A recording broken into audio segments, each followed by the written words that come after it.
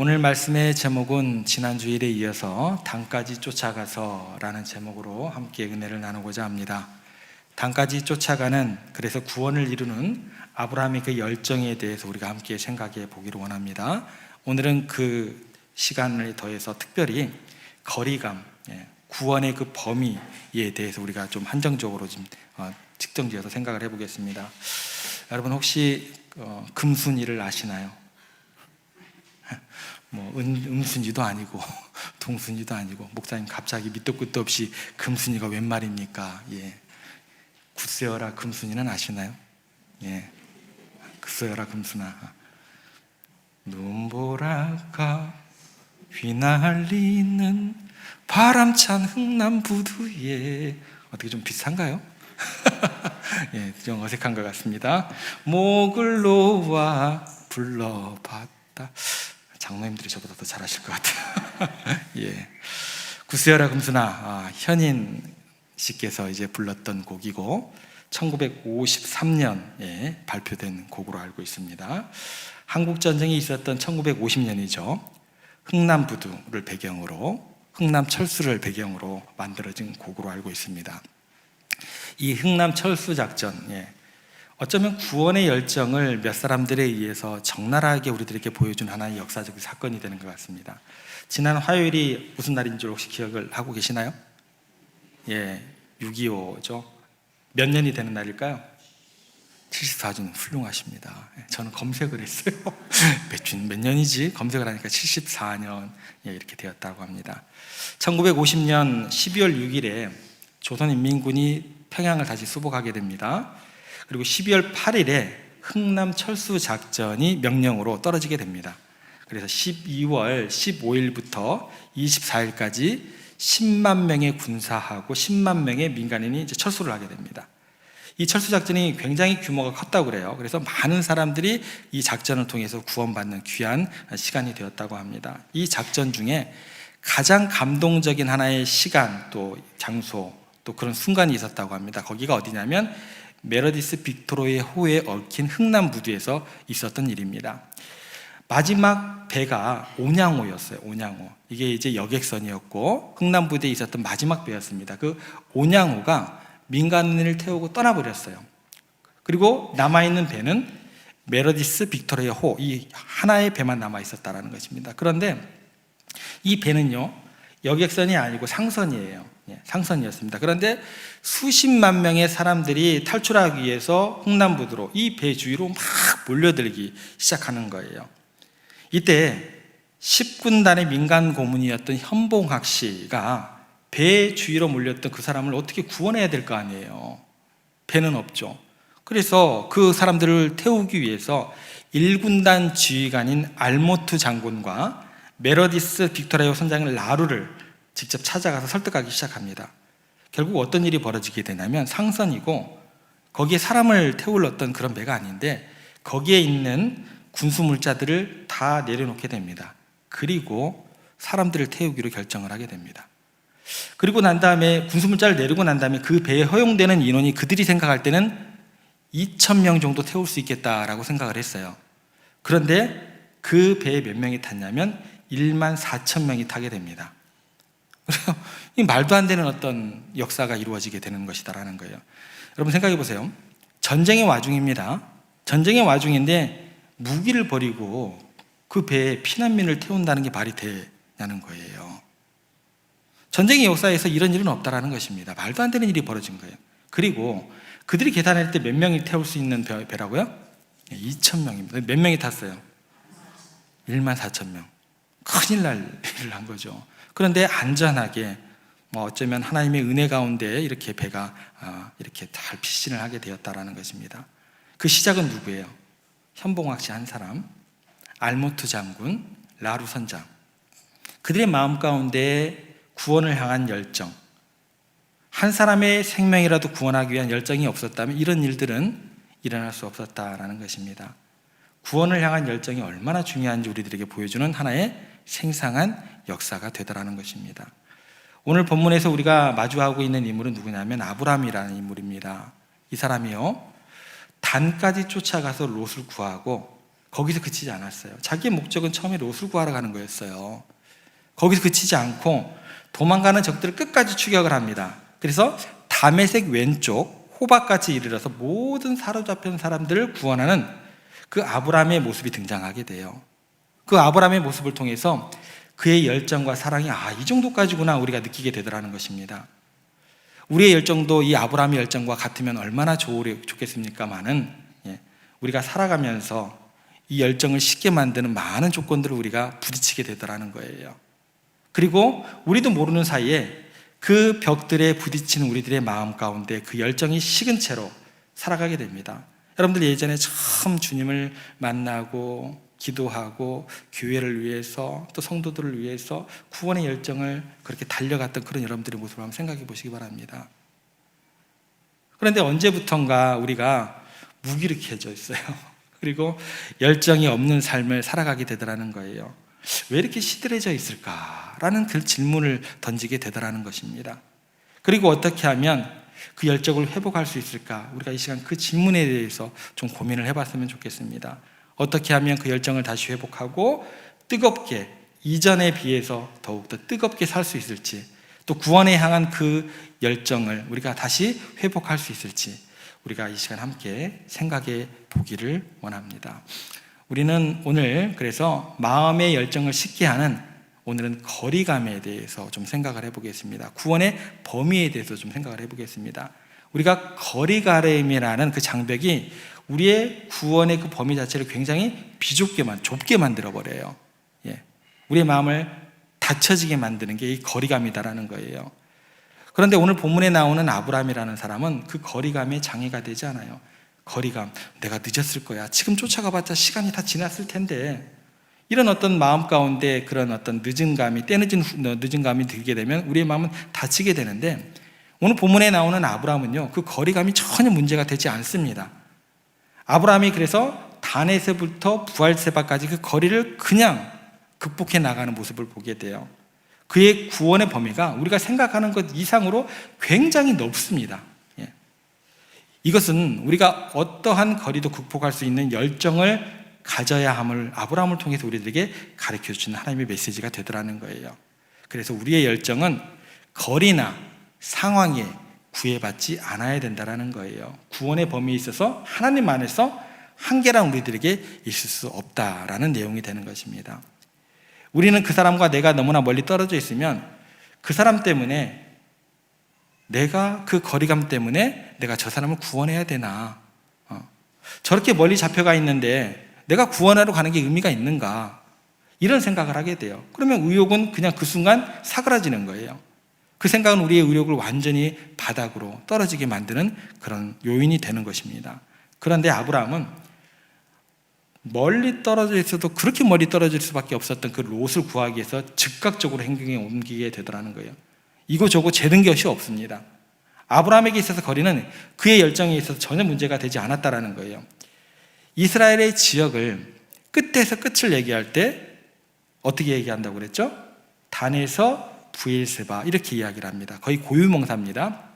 그런데 지금 오늘 본문에 보면 아브라함이 있는 곳이 어디냐면 마므레 숲을 근처라고 이야기를 해요. 그 마므레 숲을 근처가 어디냐면 그 부엘사바에 가까운 곳이에요. 그러니까 사해 왼쪽이에요. 사해 왼쪽, 남쪽 쪽으로 왼쪽입니다. 근데 롯이 지금 붙잡혀 간 곳에서 들었던 곳은 어디냐면 이스라엘 북쪽 끝 단, 그러니까 끝에서 끝이에요. 우리나라로 얘기하면 한라에서 백두까지, 이 정도 이야기가 되더라는 거예요. 그때 당시에 뭐 그 정도로 떨어져 있다고 한다면 교통도 어렵죠. 너무 멀리 떨어져 있다. 너무 늦었다. 안 되겠다. 포기할 만하고 의욕이 떨어질 만한데 아브라함은요, 즉시 행동으로 옮기게 됩니다. 뛰어가게 되더라는 거예요. 그리고 아브라함은 오늘 본문에 보면 그 밤에 일어나 단까지 쫓아가서 롯만 구원할 뿐 아니라 더 추격을 해 들어가요. 도망가는 그들을 더 추격을 해가지고 아람 지역에 있는 다메섹 왼쪽에 있는 호박까지 쳐들어가서 그 모든 사로잡힌 사람들을 다 구해놓은 엄청난 일을 감당하게 됩니다. 여기서 다메섹 근처 호바라고 얘기하면 우리나라로 얘기하면 어디 정도 될까요? 만주까지 올라간 것이라고 생각하시면 될 것 같아요. 그러니까 이스라엘 지경을 넘어가 버린 거예요. 적들의 수중에 그냥 쫓아가 버리게 되더라는 거예요. 여러분 한번 생각해 보시기 바랍니다. 도대체 어떻게 아브라함은 단까지 쫓아가고 그것도 모자라서 적진들이 가득한 적진까지 다메섹의 호바까지 쫓아갔냐는 거예요. 그 이유는 딱 한 가지밖에 없습니다. 구원에 대한 열정과 사랑, 이것밖에 설명이 안 돼요. 사랑은요, 그렇게 거리감이 문제가 되지 않도록 그것을 뛰어넘는 거예요. 정말 중요한 것은 거리가 결코 그렇게 우리의 열정을 쉽게 할 수 없다라는 것입니다. 아니 그래도 그렇죠 목사님, 아브라함이 겁을 상실해도 유분수죠. 도대체 무슨 열정을 가지고 자기 나라의 국경을 뛰어넘어서 적들이 가득한 그곳까지, 그렇게 멀리까지 그렇게 쫓아가서 그들을 구해올 수 있습니까? 라는 질문이 생기게 돼요. 그 아브라함의 그 담력이 어디서 나오고 그 열정은 왜 사그라지지 않았을까요? 그 질문이 우리 가운데 들게 되더라는 거예요. 그 담력과 열정은 어디서 나왔을까요? 자기가 경험하지 않으면 그 담력과 열정은 사그라지게 됩니다. 유지할 수가 없는 거예요. 그 담력과 열정은요, 아브라함이 경험한 하나님의 은혜와 사랑에 기인한 결과였다. 이것밖에 설명이 안 돼요. 창세기 12장에 보면 사실 아브라함이요, 가나안 땅에 기근이 일어나서 먹고 살기 위해서 하나님께서 가고 머물라고 한 그곳을 떠나버려요. 원래 떠나버리면 안 되는 거예요. 근데 하나님이 가라고 지시한 땅을 잘 갔는데 하나님의 명령을 거스르고 그냥 그곳을 떠나서 애굽으로 내려가 버립니다. 애굽으로 내려갈 때 이 아브라함의 그 태도를 보면 그 신앙의 수준이 딱 그대로 적나라하게 묘사가 됩니다. 그 신앙의 수준이 어느 정도냐면 애굽에 들어가자마자 죽을까 봐 걱정하는 거예요. 야, 큰일 났다. 나 죽겠다. 왜 그랬을까요? 왜 이렇게 두려움이 휩싸이게 됐을까요? 원래 갈 바를 알지 못하고도 내가 네게 지시할 땅으로 가라 했을 때 담대하게 본토 지적 아비 집을 떠났던 누구예요? 아브라함이었다라는 거예요. 근데 왜 지금은 이렇게 두려움에 떨고 죽을까 걱정을 하는 아브라함으로 이렇게 초라하게 전락을 했냐라는 거예요. 왜 그랬을까요? 이때 당시에 사람들의 신에 대한 개념은요, 전부 다 지역신에 대한 개념입니다. 그러니까 지역마다 주관하는 신이 다 틀려요. 그러니까 아브라함은 하나님을 자기가 살고 있었던 가나안 땅의 신이라고 생각을 했던 거예요. 그리고 지금 그 땅을 벗어나서 이집트로 들어가게 되면 이집트를 주관하는 신은 누구예요? 아브라함이 생각하기에 바로 왕의 신이 주관을 할 테니까 하나님께서는 거기에서는 도와줄 수 없는 지역이라고 생각을 하게 되는 거예요. 그러니까 어떻게 돼요? 아, 나 죽는 거 아니야 이거? 두렵게 되는 거예요. 그래서 아브라함이 취하는 행동이 있습니다. 야, 하나님이 여기에서는 나를 구해주지 못할 거야. 내 힘과 내 꾀로 나는 살아나가야지 라고 그렇게 결정을 하게 됩니다. 그래서 어떤 일이 벌어지게 돼요? 야, 내가 생각해 보니까 아내를 누이라고 생각해서 팔아버리면 나는 살 수 있을 거야 라고 자기 꾀를 가지고 생각을 하게 돼요. 그래서 자기 아내를 누이라고 속이고 팔아먹어서 자기는 살아야겠다. 그럴듯한 생각이에요. 그래서 실행에 옮기게 됩니다. 그런데요, 말도 안 되는 일이 벌어지게 됩니다. 놀라운 일이 벌어지게 돼요. 하나님께서 아브라함의 생각에는 가나안 땅에 있으셔야 돼요. 그런데 가나안 땅에 계셔야만 했던 그 하나님이요, 바로의 꿈에 나타나신 거예요. 그리고 하나님이 그 바로의 태를 다 닫으시면서 그 바로의 그 신들을 완전히 제압해 버리신 거예요. 여전히 이집트에서도 하나님은 하나님이신 것을 나타내 버리셨습니다. 누구에게요? 아브라함에게, 또 바로에게. 그래서 바로로 하여금 초라한 유목민인 동양하러 온 거잖아요. 그죠? 그 아브라함에게 선지자로서 이렇게 고백을 하게 되고 그 아브라함에게 나를 축복을 빌어달라고 이렇게 고백을 받게 만드셨다라는 것입니다. 이 하나님을 누가 경험했어요? 아브라함이 경험한 것입니다. 어떨 것 같으세요? 용기가 나요, 안 나요? 용기가 안 날 수가 없죠. 하나님은 아무리 거리가 멀어도 떨어져 있어도 여전히 하나님이시구나. 천지의 유일하신 하나님이고 무소부재하신 하나님이시구나. 이것 깨닫고 나니까 아브라함이 용기가 생기고 단까지겠어요? 담에서 호박까지 끝까지 쫓아가서 하나님께서 나를 도우시고 나와 함께 하시고 나를 구원하실 분임을 믿고 흔들림이 없습니다. 그 애굽의 경험이 아브라함을 이렇게 담대하게 만든 것이다라는 거예요. 또 한 가지 우리가 오늘 본문에서 주목해야 될 단어가 있습니다. 지역 이름입니다. 어떤 지역이 나오죠? 다메섹 왼편 호바까지 쫓아갔다라는 표현이 나와요. 그냥 호바라고 이야기를 하면 편하잖아요. 뭐 이렇게 앞에다 붙이는 게 많아요. 예를 들어서 이렇게 접근하는 거예요. 여주 얘기하면 얼마나 편해요. 이천 옆에 원주 옆에 여주. 저는 원주가 이렇게 가까운 곳인 줄 몰랐어요. 근데 되게 가깝더라고요. 원주가 또 강원도이잖아요. 그래서 처음에 딱 부임을 했는데 우리 몰론 목사님께서 강원도로 갑시다. 지금 이 오후에 강원도로 우리가 왜 가요? 강원도가 지척이더라고요. 아무튼 그런 내용이에요. 다메섹 왼편에 있는 호바, 이렇게 나옵니다. 여러분, 다메섹 하면 누가 생각이 나요? 신약 성경에서 누가 생각이 나요? 사울. 바울 되기 전에 사울이 생각나셔야 됩니다. 사울이라는 청년이 살기가 등등해졌어요. 예루살렘에 있는 그 성도들을 다 전멸을 시켰어요. 다 잡아갔어요. 그리고 보기 좋게 스데반을 돌로 쳐 죽이는 데 성공을 했습니다. 그리고 난 다음에 의기양양해져서 이번에는 다메섹까지 갈 수 있는 그 공문을 얻게 됩니다. 그리고 거기 있는 그리스도인들을 내가 가만두지 않으리라. 의기양양해서 잡으러 갑니다. 죽이러 가는 거예요. 그렇게 증오하는 예수쟁이들을 다 잡아 죽이러 가고 있는데 갑자기 그 가는 도상에 예수님께서 나타나세요.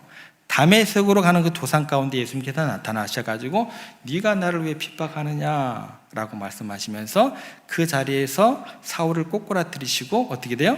위대한 바울로 바꾸게 하셨다라는 것입니다. 한번 생각해 보세요. 그 사울이라는 청년이 다메섹까지 쫓아가는데 사울을 누가 다메섹까지 따라가시는 거예요? 우리 주님께서 따라가시는 거예요. 그를 향한 하나님의 구원의 열정이 거기에 녹아 있다라는 거예요. 그 말도 안 되는 그 포악한 인간을 위대한 사울로, 거룩한 사도로, 하나님의 사랑으로 기어이 바꾸시는 하나님의 열정이 거기에 녹아 있다라는 거예요. 내가 아무리 멀리 가도, 아무리 하나님께 멀리 떨어져 있어도, 심지어 원수처럼 하나님을 내가 대적해도 하나님은 나를 절대 포기하지 않으신다라는 걸 누가 경험한 거예요? 바울이 경험한 거예요. 구원하시고 바꾸시는 그 하나님을 바울은 알게 되었고 그 믿음 가운데 흔들림이 없는 삶을 살아가게 됩니다. 그래서 그 사도 바울이 다음과 같이 고백을 합니다. 로마서 8장 35절 39절에서 이렇게 이야기를 합니다. 누가 우리를 그리스도의 사랑에서 끊으리요? 환난이나 공고나 박해나 기근이나 적신이나 위험이나 칼이랴. 아래로 쭉 내려가면 이렇게 기록되어 있습니다. 높음이나 깊음이나 다른 어떤 피조물이라도 우리를 우리 주 그리스도 예수 안에 있는 하나님의 사랑에서 끊을 수 없으리라. 뭐라고 나와요? 우리 주 예수 그리스도의 사랑에서 우리를 끊을 수가 없으리라. 너무 강한 경험을 한 거예요. 그 사랑에 감동된 거예요. 거리감이 문제가 되지 않는 거예요. 어떤 상황이 문제가 되지 않는 거예요. 여러분, 오늘 여러분들이 얼마나 하나님께 떨어져 있는지 저는 모릅니다. 근데 이거 하나만은 알아요. 하나님께서 여러분들을 포기하지 않는다는 사실 하나만은 저는 기억합니다. 저는 믿어요. 그런데도 그렇죠. 이걸 믿으려고 해도 이게 믿어져야 말이죠. 잘 안 되잖아요. 순간순간 잊어버리잖아요. 스스로 어느 날 문득 생각해 보면 문득 나는 하나님께 너무나 그래도 멀리 떨어져 있는 것 같아요. 내 죄가 너무 큰 것 같아요. 그러다 보면 나는 하나님께 가치 없는 사람처럼만 느껴져요. 야, 이 정도로 내가 망가져 있구나.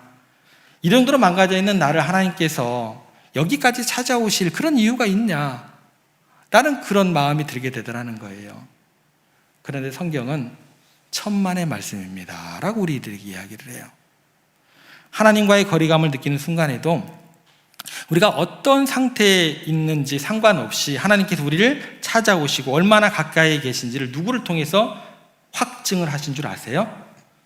예수님을 통해서 확증을 해나가십니다. 하나님은요, 물리적인 거리나 우리의 죄나 우리의 연약함을 초월하셔서 우리를 사랑하시고 우리를 구원하시는 열정을 가지고 계셨고, 그 열정을 가지고 여러분들을 오늘도 찾아가고 계신다라는 것입니다. 성경을 통해서 보여주신 예수님의 모습을 보면 우리를 구원하려고 오시는 그것, 얼마나 거리감을 엄청나게 극복하고 오셨는지 너무나 자세하게 기록되어 있어요. 예수님께서 천군 천사의 경배 대신 이 땅의 마국간에 냄새나는 곳에 추한 모습으로 오셨다라는 거예요. 그 하늘 영광을 다 버리시고 인간의 낮고 비천한 자리에서 그 시작을 하셨다라는 거예요. 그 시작은 뭐예요? 하나님의 구원에 대한 열정, 그 계획이 실행되는 첫걸음이었다라는 거예요. 거리감을 극복하는 첫 단계가 그분의 희생과 헌신으로 그렇게 시작되었다라는 것을 보여주는 모습이 됩니다. 이 정도까지 헌신하고 희생을 하셨으면 이 땅에서 우리 주님께서 좀 환영을 좀 받으셔야 되잖아요. 그죠? 그런데 그렇게 거리감을 극복하고 오신 그분을 환영하는 것이 아니라 헤롯 왕이 군사를 보내서 오히려 그분을 죽이려고 했고, 예수님은 그냥 도망 다녀야만 했다라는 거예요. 우리를 구원하기 위해서, 그 열정을 감수하기 위해서, 감당하기 위해서 철저히 당한, 기꺼이 당한 고난의 시간이었다라는 거예요. 거룩하신 영생의 존재이면서 하나님의 아들이 인간의 모습을 입고 또 육신을 입고 이 땅에 오셔서 우리와 같은 고난을 감수하셨다라는 것입니다. 그래서 이 거리감이라는 것은 상상을 초월할 정도로 큰 것이고, 우리를 구원하기 위한 주님의 열정은 우리가 상상할 수 없을 정도로 뜨거운 것이다라는 것입니다. 심지어 요한복음 4장에서 예수님께서 사마리아를 지나면서 딱 한 여인에 대해서 집중을 하십니다. 한 사람에게 집중하기 위해서 그곳을 가시는 거예요. 당시 유대인들은요, 그 지역의 사람들과 상종을 하지 않았어요. 그런데 예수님께서 일부러 그곳에 가셨고 그 여인에게 말을 건네게 됩니다. 그리고 더 심각한 건 뭐냐면 예수님께서 그녀의 과거를 다 아셨다라는 거예요. 과거의 또 현재의 죄를 다 아셨습니다. 그런데 그녀를 구원하시고자 그곳으로 가셨고 대화를 건네셨고 복음의 소식, 기쁜 소식을 전하셨다라는 거예요. 결국 그녀를 구원하시게 됩니다. 예수님은 사마리아 여인을 만나기 위해서 일부러 그곳을 지나가셨던 것이고, 물리적 거리뿐만 아니라 문화적으로, 사회적으로 모든 상황 자체가 거리를 넘어서 그게 문제가 되지 않고 그녀를 찾아가셨다라는 거예요. 이 만남을 통해서 우리가 어떤 형편에 있든지 하나님이 우리를 포기하지 않는다는 그런 증거가 우리 가운데 나타나게 되더라는 것입니다.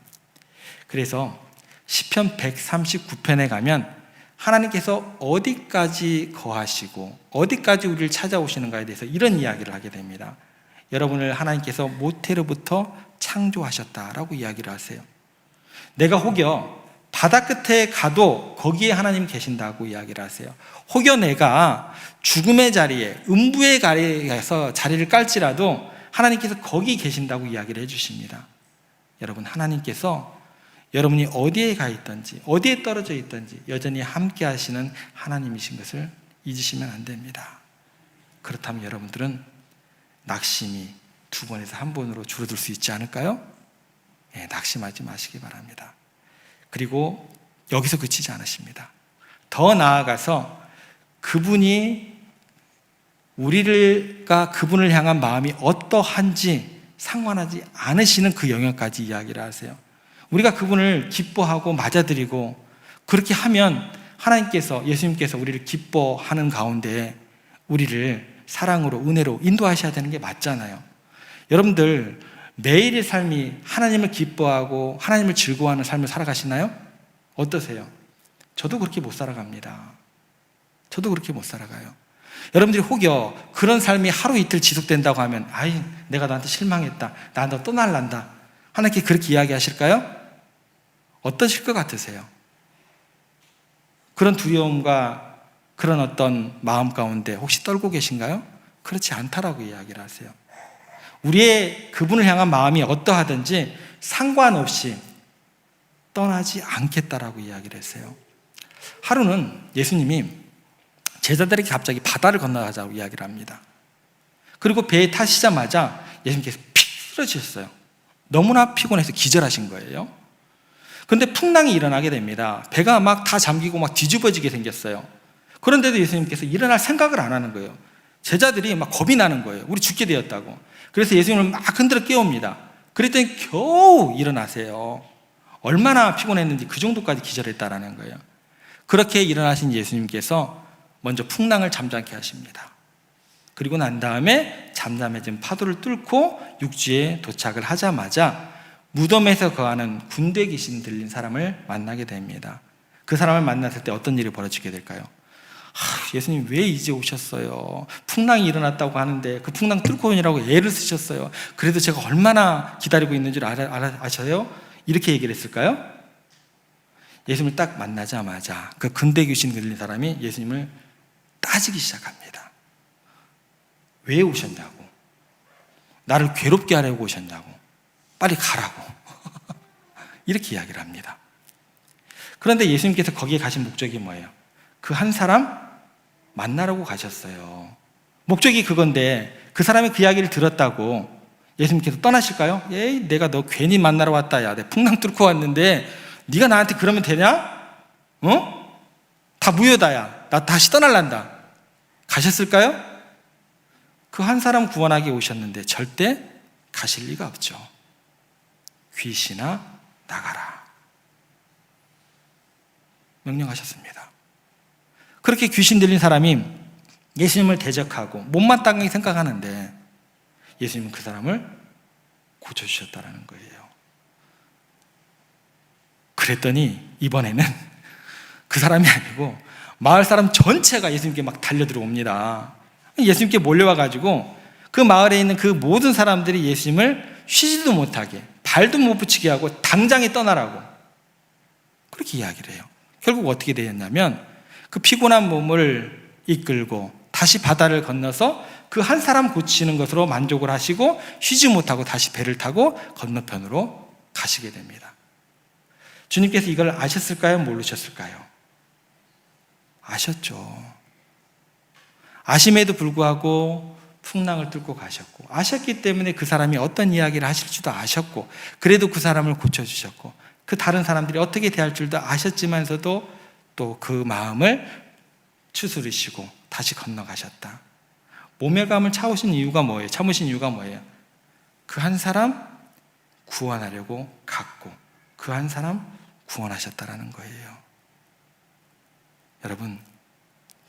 여러분 한 사람을 구원하기 위해서 주님께서 풍랑을 뚫고 오셨다라는 사실이 믿어지십니까?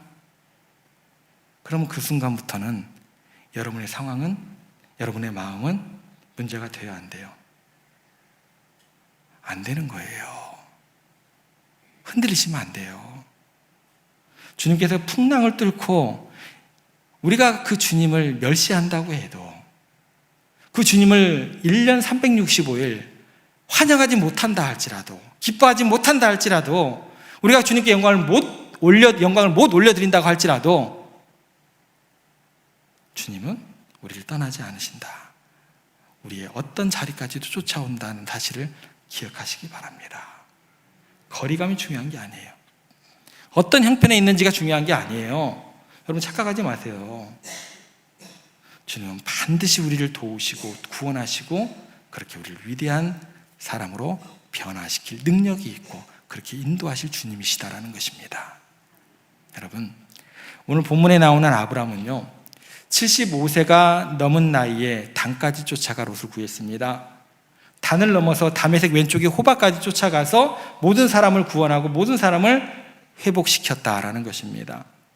아브라함의 열정은요, 아브라함이 어디에 있든지 포기하지 않으시고 찾아가신 하나님의 구원의 열정에 기인했다라는 것을 꼭 기억하시기 바랍니다. 하나님께서 구원의 열정을 가지고 우리가 어떤 생판에 있든지 어떤 상황 가운데 있든지 어디까지 멀리 간다 할지라도 여러분을 오늘 찾고 계신다라는 거예요. 그 구원을 향한 하나님의 사랑과 은혜를 다시 한번 여러분의 마음 가득 품으시고 다시 여러분들의 삶을 열정적인 삶으로 그렇게 하나님의 사명을 감당하는 삶으로 살아가시기를 오늘 다시 결단하시고 다시 한번 도전하시면서 열심으로 살아가시고 그 안에서 기쁨과 만족함을 누리는 여러분들 되시기를, 우리 교회 모든 성도들 되시기를 주님의 이름으로 부탁드립니다.